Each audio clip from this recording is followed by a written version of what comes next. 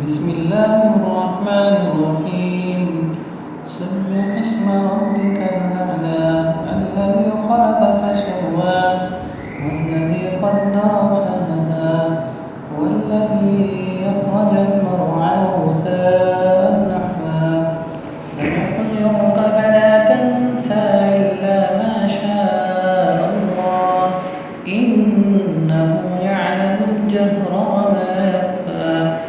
ونيسرك لليسرى فذكر إن نفعت الذكرى سيذكر من يخشى ويتجنبها الأشقى الذي يصلى النار الكبرى ثم لا يموت فيها ولا يحيا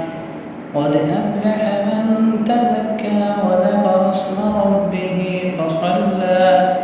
بل تؤثرون الحياة الدنيا والآخرة خير وأبقى إن هذا لفي الصحف الأولى صحف